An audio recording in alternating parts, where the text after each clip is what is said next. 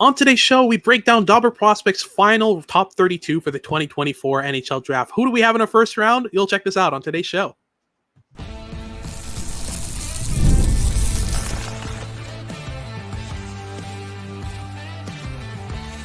You are Locked On NHL Prospects, part of the Locked On Podcast Network. Your team every day. Hello and welcome back to Locked On NHL Prospects, part of the Locked On Podcast Network, your team every day. On this podcast, we break down everything prospects related for you 5 days a week, Monday to Friday. I'm Hadi and Director of North American Scouting for DobberProspects, joined by Sebastian High, Director of European Scouting and Head Scout for DobberProspects. And on today's show, we'll be breaking down our final top 32 at DobberProspects for the 2024 NHL Draft. It's been a long year in the making. Our whole scouting team worked hard all season. We both logged a combined at least 1,500, 1,600 viewings, if not much more than that. And yeah, we're really excited to bring you this first round. It's going to be a lot of talking. We'll go through picks 1 through 10 in the first segment, 11 through 21 in the second segment, and 22 through 32 in the third segment. Before we get into any of that, though, today's episode is brought to you by Gametime. Download the Gametime app and create an account and use promo code LOCKEDONNHL at checkout for $20 off your first purchase. If you're watching on YouTube, as usual, remember to like and subscribe. Leave us a comment letting us know what you want us to talk about next. And if you're listening on your favorite podcasting platform, leave us a rate and review and make sure to make us your first listen of the day. No surprise, first overall here, we can just glide through this. It's Macklin Celebrini, 6 foot, 197 pounds, played for Boston University this year in the NCAA. 32 goals, 32 assists, and 38 games this season for BU. Hobie Breaker winner as a freshman. Left no doubt in nobody's minds. Fantastic goal scorer, great two-way player. The energy's off the charts. The skating's fantastic. The habits are amazing. He's ready for top 6 minutes. Let's glide right through and go to second overall because this is really where it usually opens up. But for us, there's no surprise here, right? Not at all. Our second overall player has been just about as cemented at 2 as Celebrini's been at 1 all season long, and that's Ivan Demidov, the 5'11", 181-pound right winger who played this season in the MHL. And developmentally, not the best league for him. He was way too good for that league. He went 2 points a game in the regular season, almost 2 points a game in the playoffs. And yeah, just fantastic. And finding ways to challenge himself at that level. He's the best puck handler that we've scouted in the last 3 or 4 drafts. And he consistently solves the simple MHL problems in complex ways. And he's a really dynamic player with the puck on his stick and score goals, assist. He's such a great creator on the ice. So much pace in his play, too. He's a high motor guy, gets involved on both sides of the puck defensively as well. He could be a 120-point, top line play driving winger at the NHL level, which is, in our eyes, fantastic value at second overall. And he's not budged from that spot for a reason. But kick us off at number 3 with Caden Lindstrom, who's also been in that slot for about 6 months for us, but a bit more loosely. Yeah, absolutely. There's a bit more kind of room for debate here at third overall, but Caden Lindstrom ends up being our guy. Just massive center, 6'3", 213 pounds. He's played center, he's played wing. I see him more as a center at the NHL level. The pace on him is ridiculous for a big guy. He drives the net so consistently. He uses that frame really well to cut across opponents, to barrel through them. He's a menace without the puck as well. He's a pest. He'll throw the body around. He'll post whistle shenanigans, all that good stuff on the ice. Off the ice, though, an amazing person by all accounts. Really stand-up person and really refined game on the ice as well, surprisingly, for his size. And he doesn't have the habits yet. There are still some things that he needs to develop in terms of habits overall in this game. I don't see him necessarily cutting back or kind of letting play develop. He's a lot more of an accelerator. But the shot, the frame, the speed, the physicality, the forechecking details, the defensive effort, there are so many different areas in which he can hit. I think with Caden Lindstrom, if a team's patient with him, he's got top 3 upside for sure in terms of points in this draft, on top of being just exactly what NHL scouts look for. He ticks every single box for forwards among NHL scouts, so I don't think he'll last long on draft day. We'll move on to number 4, a player we've both scouted a lot, that we both liked a lot this season, and Zane Parekh. Talk me through his game. Yeah, he is a dynamic offensive defenseman. With a puck on his stick, there's no blue liner in this draft class that can match what he can do.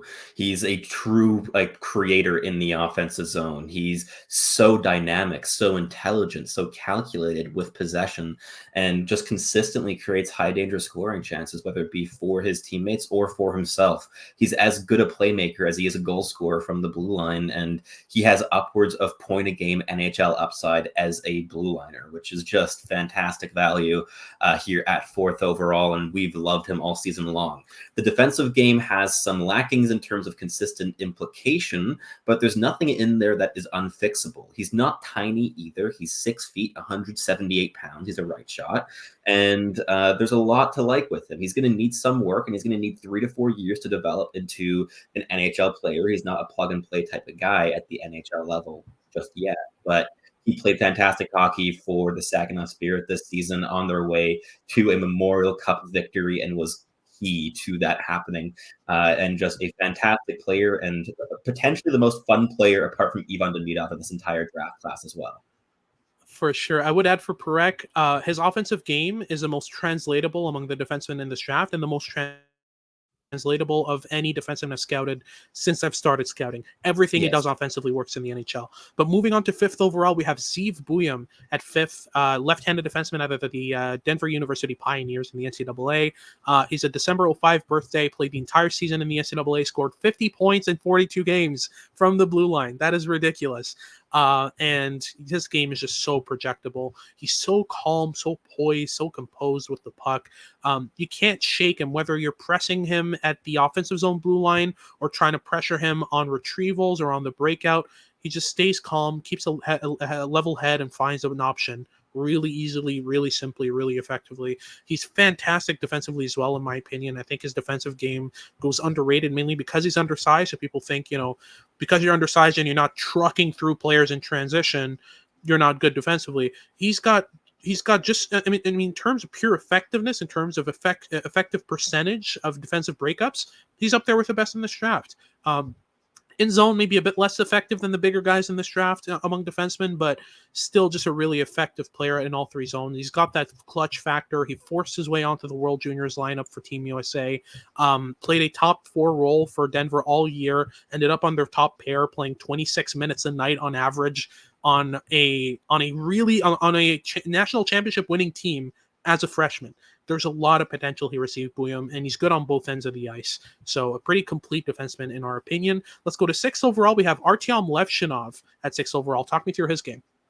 Yeah, so he's a 6'2", 205-pound right shot defenseman whose development is just pointing straight upwards. 2 years ago, he was playing U18 Belarusian hockey, and this season he was the guy on the blue line for Michigan State in the NCAA. Almost scored at a point a game pace as an NCAA freshman, on top of being plus value defensively. Really good mover, great skater, creative puck handler, gets pucks to the dangerous areas offensively, has a good shot. He has value in all 3 zones that is really significant and will likely be a top 3 selection on draft day for that reason. We have him ranked a slight little bit lower, but he's in the same tier for us as guys like Zane Perek and Zeev Buium. That was a really tight debate to separate those 3 players for us.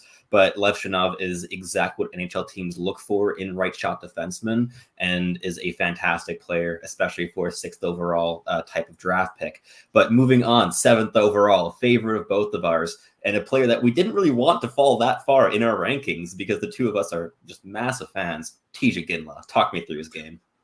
Absolutely. He's just so lovable on the ice. You watch him, he does everything you want an NHLer to do. He forechecks hard. He plays the boards better than anyone in this draft. He's got a fantastic shot. You don't score 47 goals in 64 WHL games without an elite shot. I think his playmaking is really, really good as well. So he's really good at drawing players into him and opening up ice for his teammates, threading pucks through small seams to find teammates. He's got too much energy even at times. Sometimes he overskates his lanes defensively and overshoots himself on the forecheck as well, kind of overcommits on players rather than kind of waiting for them to move and then reacting. But if he can fix that, I think he's got everything to be a top 6er, and I think he's gonna force his way into a top 6 with this play style. NHL coaches look for exactly this type of player, with the bloodline, with the skill set, with the lineage, with the ability to impact the game in all 3 zones. I think Iginla is a fantastic shout at 7 and could have been as high as 4th for me. But let's move on to number 8 here. We've got Berkeley Catton, a prospect who's kind of divisive, but we've both been big fans, and he could have easily gone as high as 4th or 5th, right?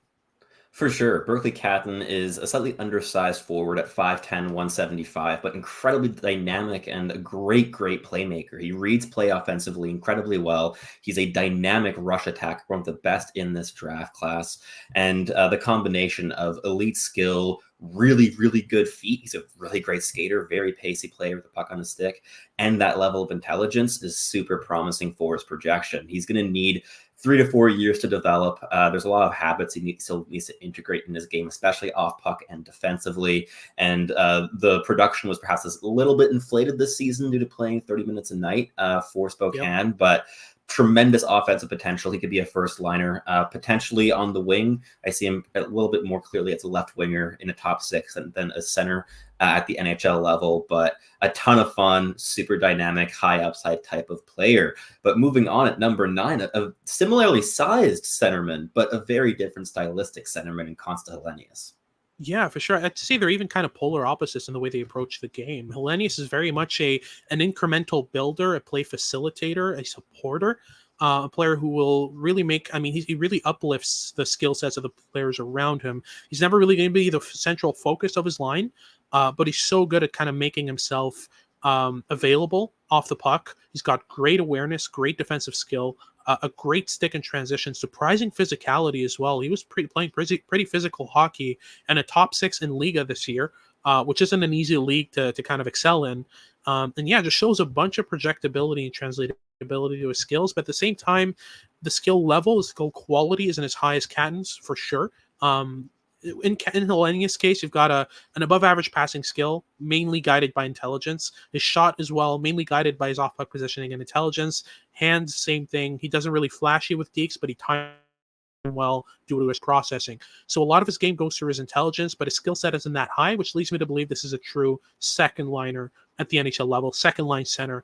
But he's about a surefire second line center as you can get at this stage. Let's close things off at 10th overall here with Sam Dickinson, the hyper aggressive, hyper mobile, big left-handed defenseman. Go for it. Yeah, so he's 6'3", 203 pounds, playing for the London Knights in the OHL this season, and he scored over a point a game. He scored 70 points this season, despite playing second-line minutes, both at even strength and on the power play, and very impressive production. With the puck on his stick, he's a decent enough playmaker, but he's more of a distributor than a raw playmaker. But he has a heavy shot. He gets involved offensively, likes to pinch up in the offensive zone. Just like defensively, he likes to be aggressive and step up in defending the rush. He's very aggressive. The decision-making and the composure need a little bit of work, certainly. He's going to need 2 to 3 years to develop, even though he's physically more than NHL ready. He's a great skater as well. There's so much to like in his projection. He could have also gone as high as like 7th overall on our board. The physical tools are fantastic, and the playoff run for the London Knights, both in the OHL playoffs and the Memorial Cup, just boosted his draft stock even more. A very promising type of player that we like a lot for his defensive shutdown ability too. But that wraps up the first segment. Yeah, exactly. We'll get into our second segment in a second where we look at picks 11 through 21. But just before, a quick word from our sponsors at Gametime.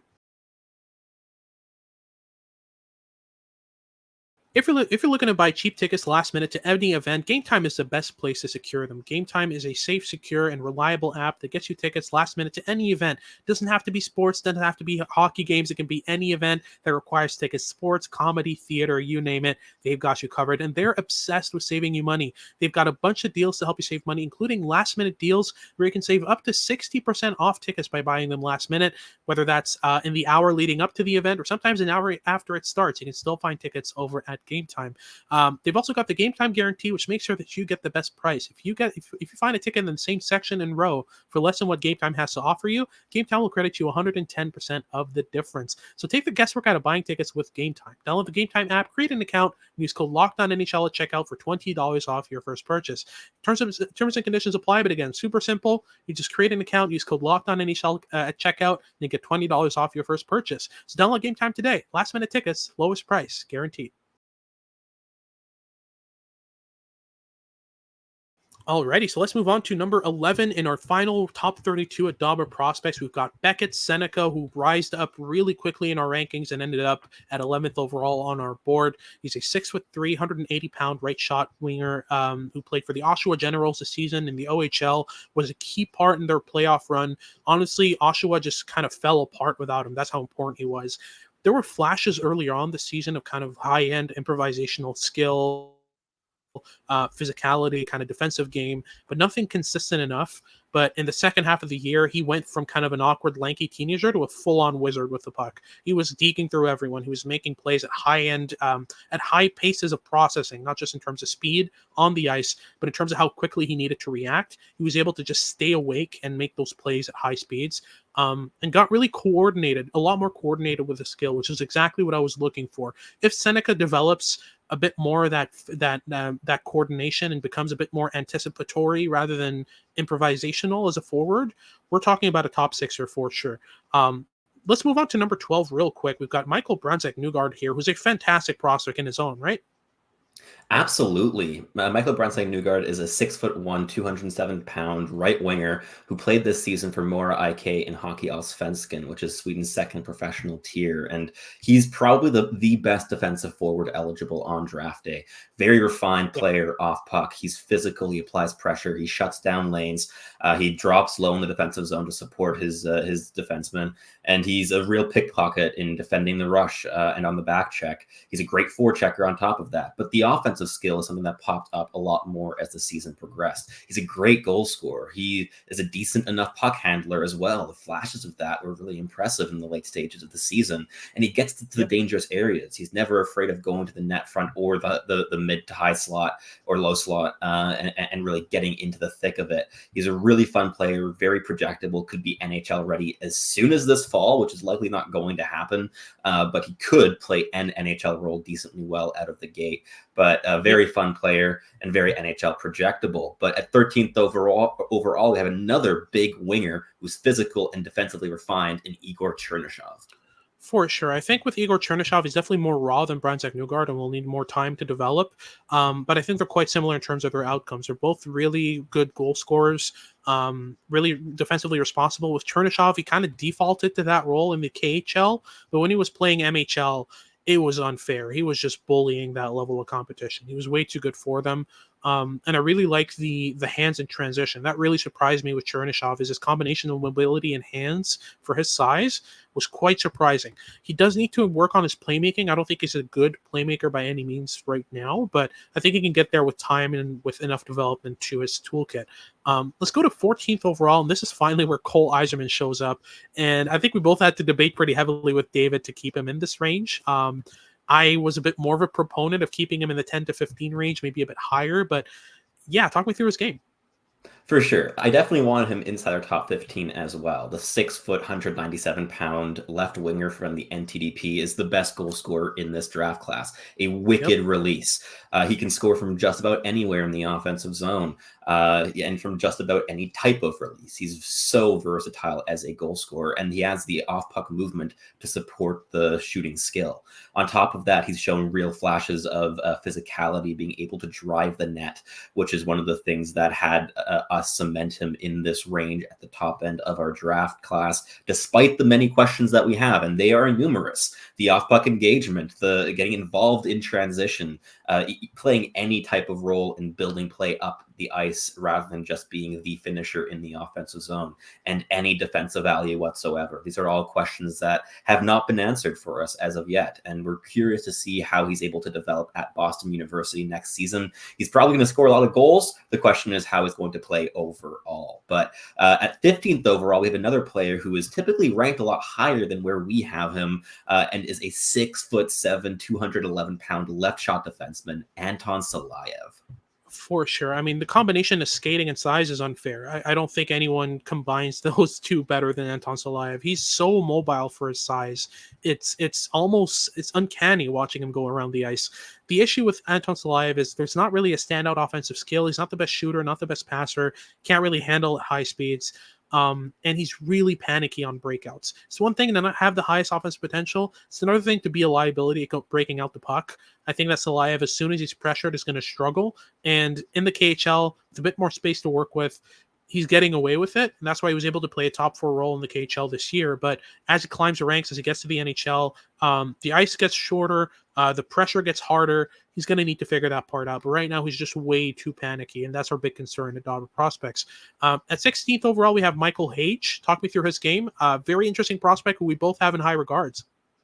100%. He's really skilled. The tools are fantastic, whether it be the playmaking or the puck handling or the shooting or the skating. These are all clear levels of strength in his game. His defensive impact improved so much as the season progressed, and he became Chicago's absolute dynamo offensively, going at almost 2 points a game rip at the end of the season.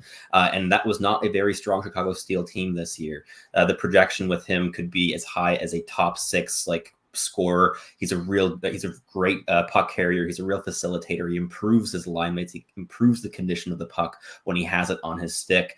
And he refined his habits a lot over the course of the season. And by all accounts, a great person off the ice as well. But 17th overall, we have a vicious, aggressive offensive defenseman in Carter Yakimchuk.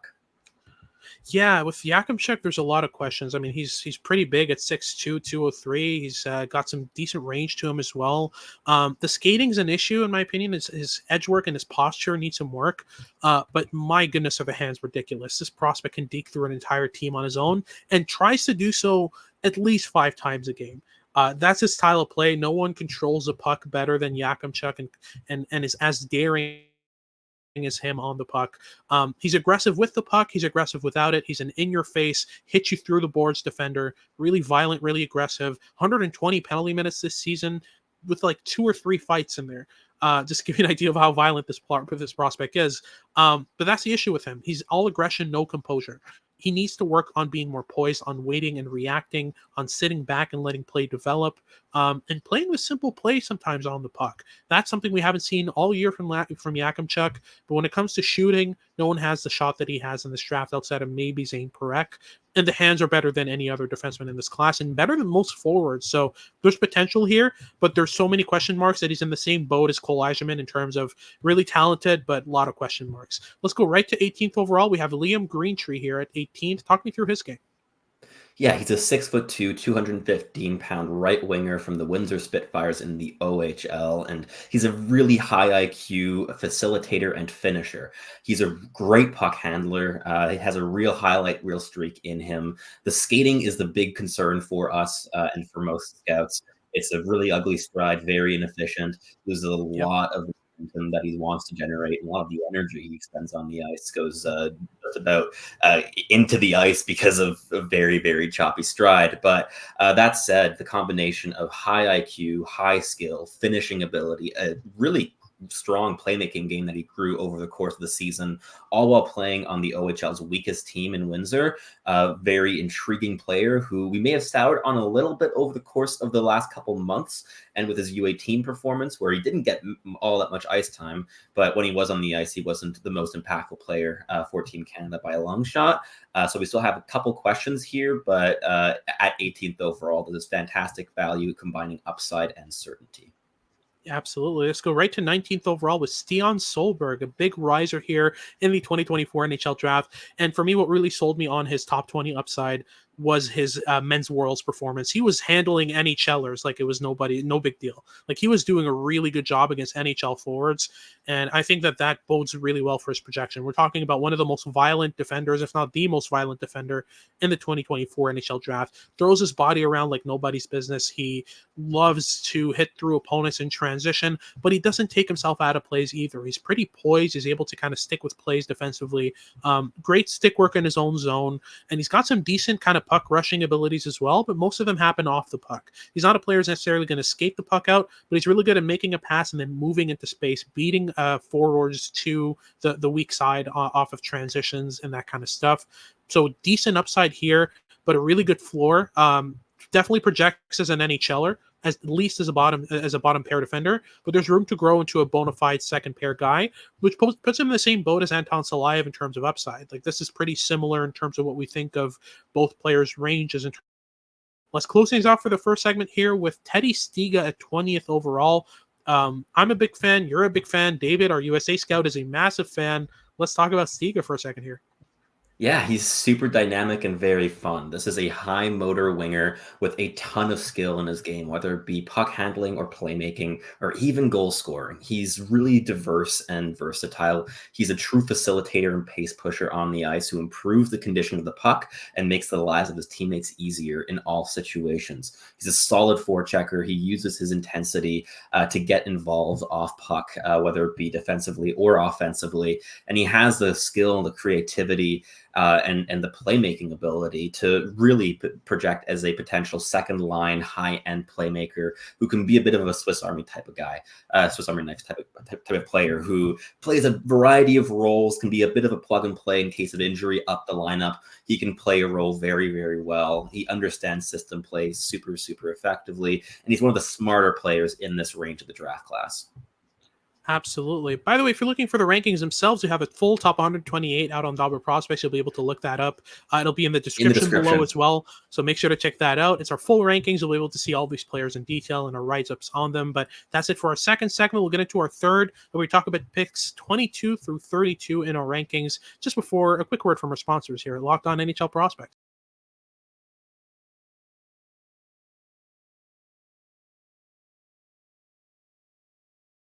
Alrighty, so let's move on here to picks 21 through 32. We'll start off at 21 with Trevor Conley, a prospect who's been a bit all over the board. On skill alone, definitely a top 15 prospect, but there's a lot of questions around his projectability, his ability to make plays that aren't just trying to get a point. It depends on how you see him. Some people will see him as a pure creator, a guy who's looking to create with every puck touch.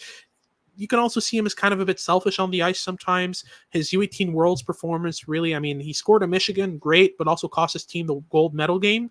So I think that summarizes Trevor Conley fairly well in terms of the good and the bad with him. And the off-ice issues are pretty well known at this point. You can look them up. We won't go into too much detail, but it's pretty damning stuff. Let's move on right away to number 22. We've got Andrew Basha in this slot. What makes him so interesting? Combination of high upside and high floor. He's at his core a fantastic checker, which he was last year in the WHL as well. But this season for the Medicine Hat Tigers, the 5'11", 187-pound left winger really became a skilled pace pusher and puck carrier. He's a great transition piece. He's a fantastic skater and a really good playmaker to boot. In the offensive zone, he's at his best off the rush, but even on the cycle, he's able to combine his high motor and his skill on puck to create, whether it be on the puck or even off the puck. He's a really good player who elevates his line mates, and we've been massive fans all season long. There's significant top six potential here, but the fallback game as a high motor and depth scoring option on a third line is also great. Yeah, absolutely. We'll move right on to Nikita Artemonov here at 23rd. He could have been higher than this. I think we're both decent fans of him.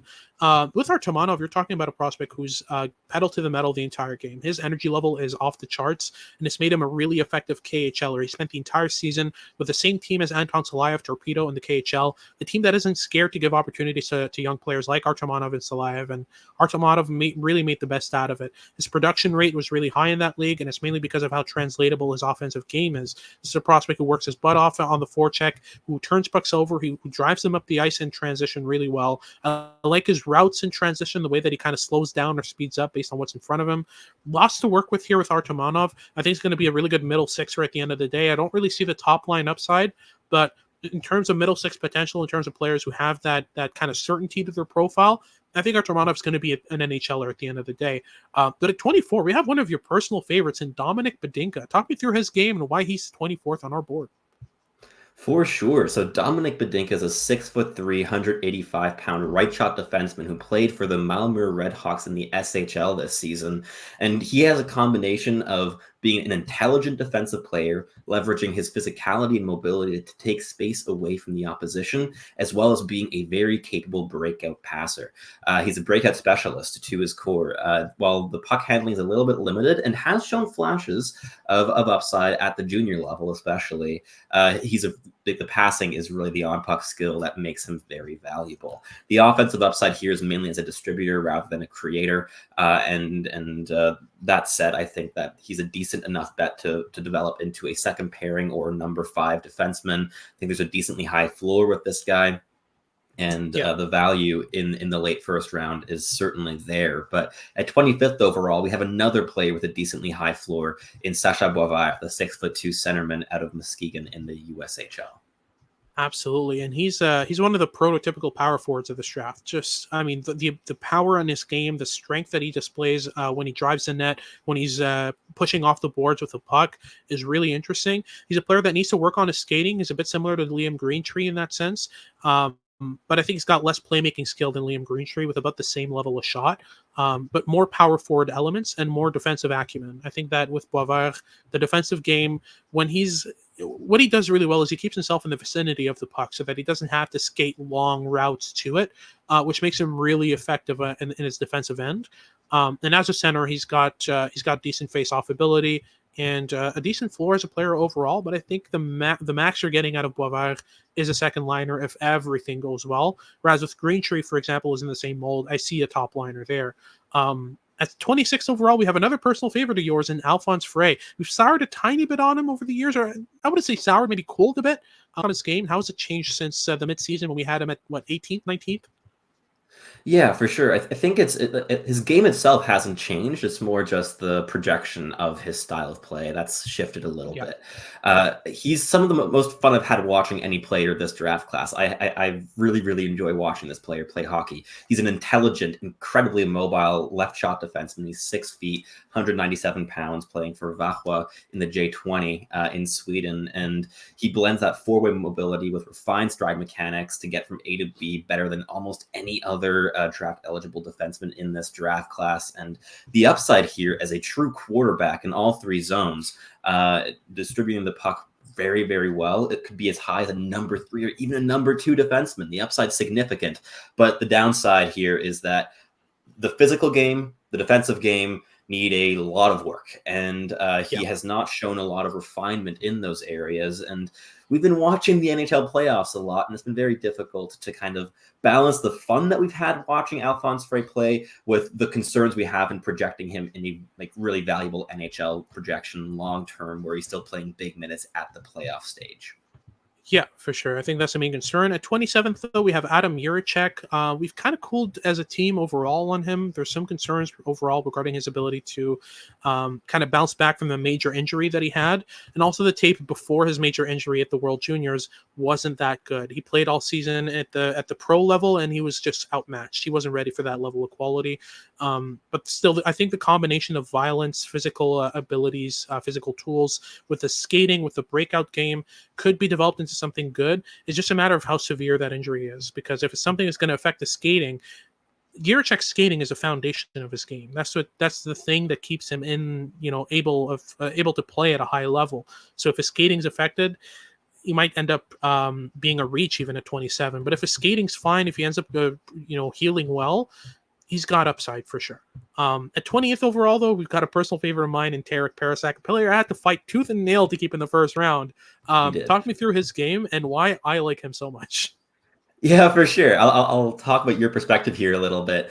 So he is a 6 foot, 179 pound right winger playing with a dominant Prince George Cougars team in the WHL. And he's the ultimate facilitator and supporter among draft eligible forwards in this draft class. He's going to need a couple seasons to refine. The skating definitely needs an overhaul. It needs a lot of work. But the skill and the intelligence that support his game are really, really good.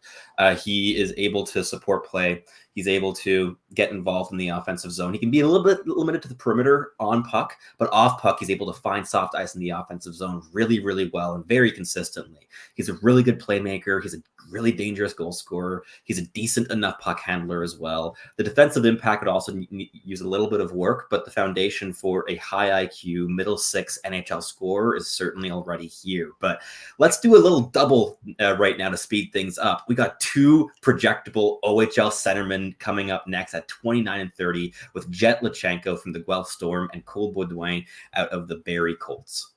Yeah, if you watch them in isolation, these two guys are almost polar opposites. Jet Luchenko, I mean, his first name stands out, and it's for good reason. He's a jet on the ice. Like, he's really, really fast. His skill level is really good as well. He's a real defensive shutdown centerman, but he uses his stick and his smarts to shut down players. With Cole Baudouin, it's the other way around. He's not the best skater, but he's big. He's physical. He's deadlifted 400 pounds this season. Like, his athleticism is off the charts. And in both cases are really athletic, but with Baudouin, he uses his frame, he uses his positioning, he uses his physicality to shut down play. He's a retrieval artist, and a player who's really good at retrieving pucks in the offensive zone, cycling them around and playing like that. I like Luchenko's projectability a bit more, but I'm almost certain Baudouin gets picks first. We'll double down again here at 31 and 32. We have two WHLers with pretty similar games, similar weaknesses in Miguel Marquez and Ryder Ritchie. Talk me through their games. For sure. So these are two skilled WHLers who have played a little bit down the middle, but probably project best as wingers long term. Miguel Marquez is 5'10", 187 pounds, playing with Lethbridge in the WHL, and he's a real pace pusher and facilitator. He's skilled with the puck on his stick. He's really good scanning habits on the ice and a good awareness of where he's playing, and has been very entertaining all season long. At his best, he was going about 2 points a game for about a month and a half long clip in the middle of the season, where he was looking like a top 20 potential player. But when he's not on his game and he's a lot less engaged off puck, especially, it falls off a little bit and the projection becomes a little bit more questionable. So we've gone a little bit back and forth on Marquez this season. Same thing with Ryder Ritchie. We started off a lot lower on him, but became a bit more optimistic as the season progressed with a very strong U18 World Championships tournament, where we got to see how he played while surrounded with strong players, where he was, rather than being forced to be like the offensive driver on his line, could be the complementary skilled guy. There's also both players who need to refine their skating a little bit. And like, for instance, with Ryder Ritchie, he uses an A-frame style in the offensive zone where he's just on his edges, very stationary to really maximize his ability to puck handle, which is not going to work at the NHL level to access dangerous areas. But there's a lot of skill here. He's a good goal scorer, good playmaker, really good puck handler, especially at lower paces. But he's going to need some time and a solid hands-on approach from a development staff. But that wraps up our top 32. In tomorrow's episode, we're going to break down some of the interesting rankings and players that we have ranked between 33 and 128. And again, if you're interested, we have the entire article of our top 128 players in the description below, as well as our full ranking meeting, our final ranking meeting. It's a 3-hour-long video that'll be up on YouTube as well. Link in the description below for your enjoyment. But yeah, this has been a very fun scouting cycle for us over at DobberProspects. Absolutely. Yeah. Thank you so much for watching this today. Make sure to tune in tomorrow for the rest of our rankings. If you're watching on YouTube, make sure to like and subscribe. Leave us a comment letting us know what you want us to talk about next. And if you're listening on your favorite podcasting platform, make sure to make us your first listen of the day. For your second listen of the day, make sure to check out Locked On Sports Today to get all your news and updates about what's going on around sports. And make sure to tune in for our next shows as we continue our prospects coverage for the month of June and wrap things up and go to the NHL draft. It's going to be a blast. This has been Hadi and Sebastian High, and we hope you tune in next time.